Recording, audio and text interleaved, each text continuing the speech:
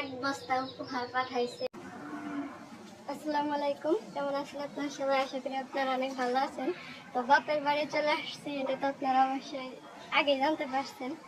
তো আসার পরে যে তানবিরের জামা কাপড় সকালে ধুয়ে শুকা দিচ্ছি। বাবার বাড়ি ফল গাছের অভাব নাই, লেচু গাছ, কাঁঠাল গাছ, জলপাই গাছ, নারকেল গাছ, ফল গাছ, মশলা গাছ আছে, তেজপাতা গাছ। এটা একটা গাছ, এটা একদম ঘরের সামনে, যেটা এটা দেখি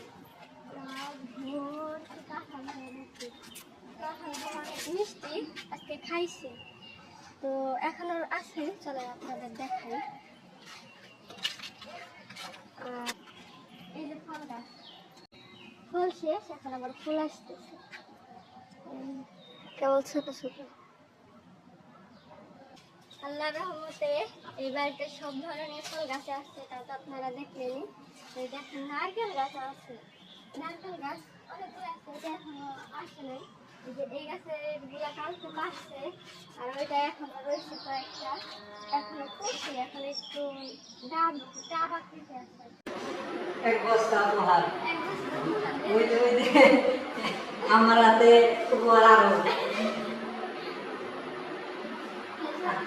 আরো উপহার বাহিরে রয়েছে। আচ্ছা দাও না, সময় যে এই গরমে মনে মনে হয় সেটাই হালকা সেটা। হ্যাঁ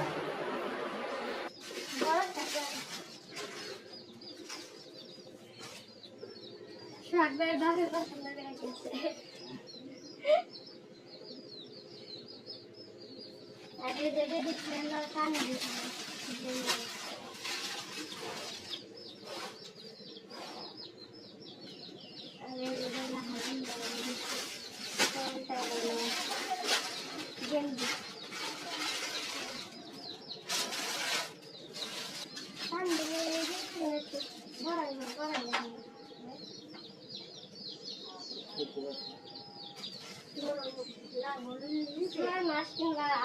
ছয় মাস হলে লাগবে।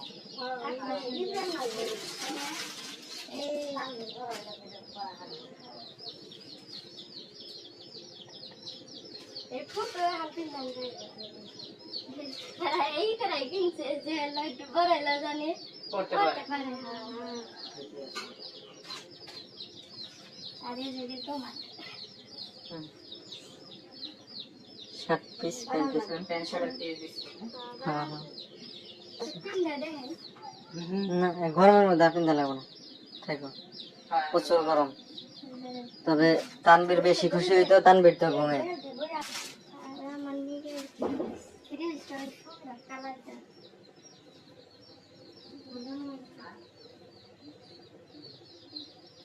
এক বাপের বাড়ি থেকে আরেক বাপের বাড়ি আমাদের কাছেই এক বস্তা উপহার পাঠাইছে। তো আপনারা তো সেটা দেখলেনই। ওনারা খুবই অসুস্থ, ওনাদের আমরা দেখতে গেছিলাম। তো ওনাদের জন্য আপনারা সবাই দোয়া করবেন, যাতে আল্লাহ তাআলা ওনাদের সুস্থ করে দেন। তো সবাই ভালো থাকবেন, সুস্থ থাকবেন। আল্লাহ।